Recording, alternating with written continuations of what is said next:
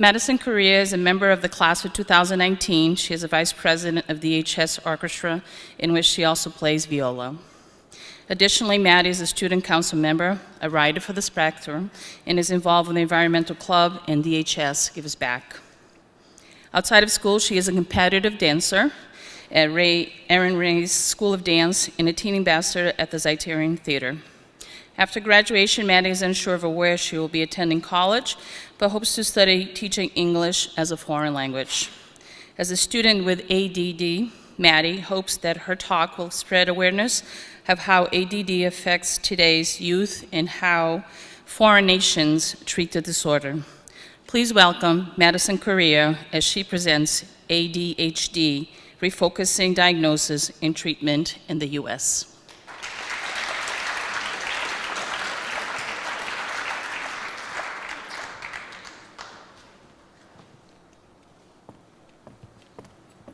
You. So here's a comment you've probably heard at least once this past week. I'm so ADHD, or something like, I couldn't sit still today. I definitely have ADD. I used to say this too, and while these comments are usually meant to be funny and seem meaningless, I realized when I was diagnosed with ADHD at 16 years old that these comments actually strongly represent how ADHD is treated in this country, often thoughtlessly and without many regards. Before I go further into this topic, I'd first like to define ADHD and discuss how someone can be diagnosed with it. Okay. So according to the National Institute of Mental Health, ADHD is a brain disorder marked by an ongoing pattern of inattention, hyperactivity, and impulsivity that interferes with functioning or development. It affects 1 in 20 American children, and according to the Center for Disease Control and Protection, is one of the most commonly diagnosed mental disorders in American children. It can be estimated that about 25 people in this room have ADHD. ADHD is a term that was first introduced in 1980 and has been updated and redefined several times since then to have a more specific diagnosis. In this country, we use the Dsm-5 Manual to diagnose psychological disorders. The Dsm-5 is a handbook that contains descriptions, symptoms, and criteria for diagnosis when diagnosing a mental disorder. While the intention of the Dsm-5 is to standardize diagnosis, because ADHD can manifest into so many different symptoms, the manual often struggles to pinpoint if someone is struggling with a mental disorder or with a common universal issue. To explain what I'm talking about, here are some examples of the Dsm-5's criteria for diagnosing ADHD. As you can see, this criteria is extremely broad and can fit most people. Just to clarify, there's a much longer list of other symptoms that someone must experience to be diagnosed with ADHD, but these other symptoms are extremely broad as well. All that this shows is that if someone is looking to be diagnosed with ADHD, it isn't that difficult to obtain. Because of diagnosis being fairly easy, kids who don't actually have the disorder are misdiagnosed extremely often. The American Psychiatric Association estimates that only 5% of American children have ADHD, but almost 10% have been given the label. Kids that are most often misdiagnosed often have unaddressed behavioral issues but are labeled as ADHD because ADHD's broad criteria can be molded to fit the child. This leads to an expectation of students with ADHD to be misbehaved, which has several negative effects. One is that kids diagnosed with ADHD often start to believe that they are helpless or a bad kid because of their disorder, which can lead to these beliefs about themselves can lead to an array of self-esteem and motivation issues. Those with the disorder that don't fit into this bad kid stereotype, that are well-behaved and perform well academically, often go undiagnosed and aren't given treatment for a disorder that they are blindly struggling with. This is where my personal experience comes in. I had been showing symptoms of ADHD since mid-elementary school.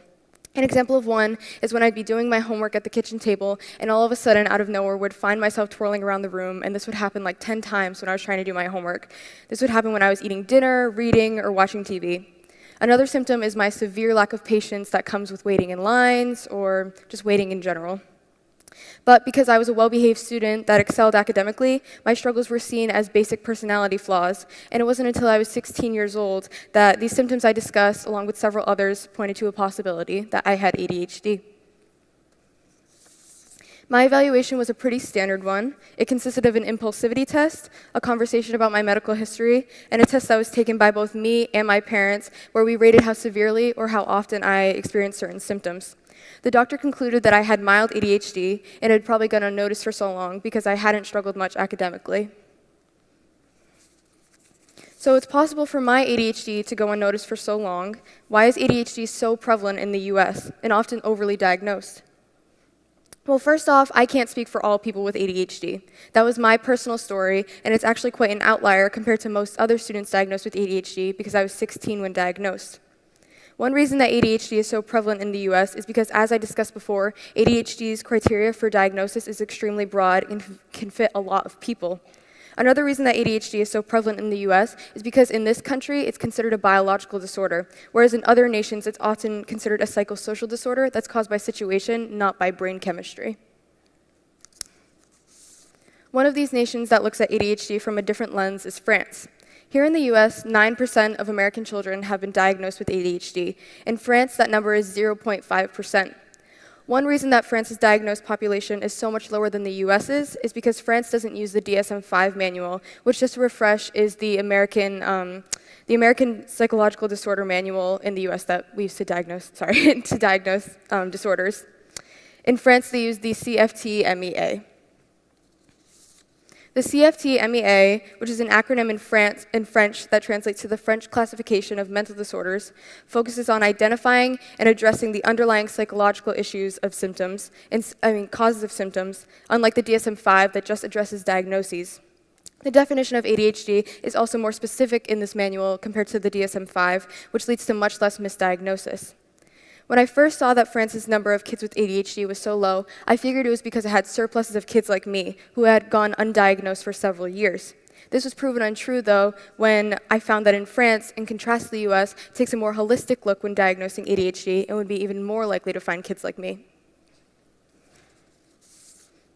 ADHD affects all parts of someone's life. The French take this into consideration and understand that symptoms may appear not just in school, but in endless types of social situations. They use this holistic philosophy in treatment as well. Instead of American psychologists, who mostly prescribe medication, with 62% of American kids diagnosed with ADHD taking medication for it, the French use observation of the patient's behavior, how that relates to social situations, and identify underlying psychological, not biological causes.